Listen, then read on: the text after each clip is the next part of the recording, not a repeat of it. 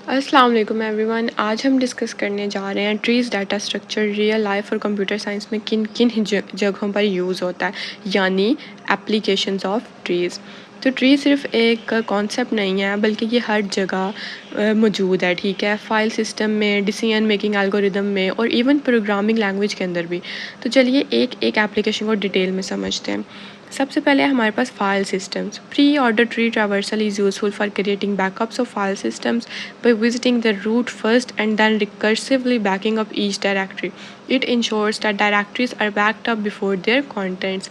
File systems का backup लेते हैं ना, जैसे कंप्यूटर की फाइल्स और फोल्डर्स का कॉपी, तो हम प्री ऑर्डर ट्रैवर्सल यूज़ करते हैं।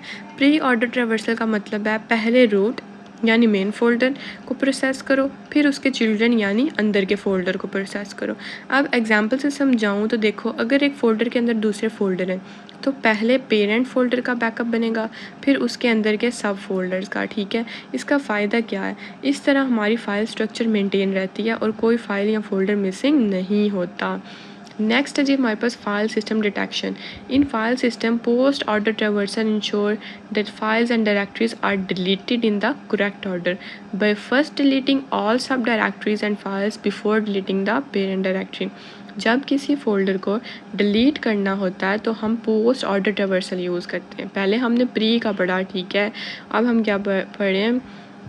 पोस्ट का। यानी जब किसी फोल्डर को डिलीट करना होता है तो हम पोस्ट ऑर्डर ट्रैवर्सल यूज़ करते हैं।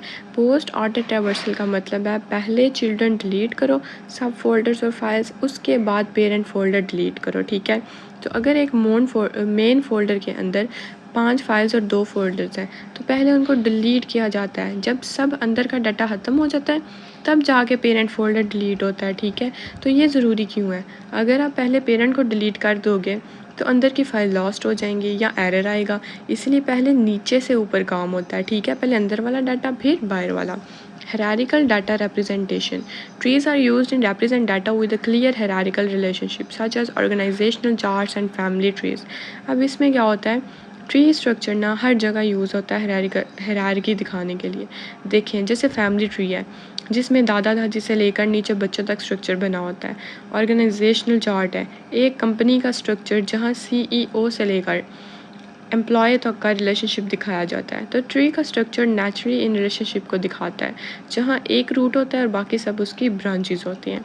नेक्स्ट है हमारे पास decision making. Trees such as decision trees are used in algorithm to make decision based on various condition and outcomes. आपने कभी AI या मशीन लर्निंग के अंदर डिसीजन ट्रीज का नाम सुना होगा। ये ट्री स्ट्रक्चर होता है जिसमें कंडीशन के बेसिस पर डिसीजन लिए जाते हैं। ठीक है, यानी अगर स्टूडेंट की अटेंडेंस 75% कम है तो उसे फेल कर दो, नहीं तो मार्क्स देखेंगे। अगर मार्क्स 40 से कम है तो फेल कर दो, वरना पास कर दो। तो ये सब डिसीजन ब्रांचेस की फॉर्म में रिप्रेजेंट किया जाता है। हर नोड एक कंडीशन या आउटकम होती है। एंड वाला है हमारे पास application syntax parsing. In programming languages, trees are used to parse and represent the syntax of source code and help compilers to understand and process code structure. ठीक है, प्रोग्रामिंग में जब आप कोड लिखते हैं तो कंपाइलर या इंटरप्रेटर आपके कोड को अंडरस्टैंड करता है ट्री स्ट्रक्चर के ज़रिए। ठीक है, सिंटैक्स ट्री बनाई जाती है जिसमें रूट नोड प्रोग्राम का स्टार्ट होता है, ब्रांचेस रिप्रेजेंट करती हैं डिफरेंट स्टेटमेंट्स, लूप्स और कंडीशंस। ये ट्री हेल्प करता है। ठीक है, तो कोड को एनालाइज करने में ये ट्री हेल्प करता है कोड को एनालाइज करने में, एरर्स डिटेक्ट करने में, कोड का स्ट्रक्चर समझने में। ठीक है, ये देखिए उन्होंने भी ये लिखा हुआ है कि represent the syntax of source code, help compiler to understand, उसको अंडरस्टैंड करने के लिए और उसके स्ट्रक्चर को प्रोसेस करने के लिए, कोड का स्ट्रक्चर समझने में।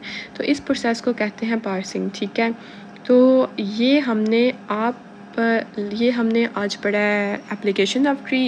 इसी के साथ हमारा ट्री डाटा स्ट्रक्चर भी कंप्लीट हो जाता है। ठीक है, नेक्स्ट वीडियो में इंशाल्लाह हम पढ़ेंगे इंट्रोडक्शन टू ग्राफ और इसका नेक्स्ट ये आखिरी डाटा स्ट्रक्चर है इस चैप्टर का। नेक्स्ट हमारे 2-3 टॉपिक्स अभी रहते हैं।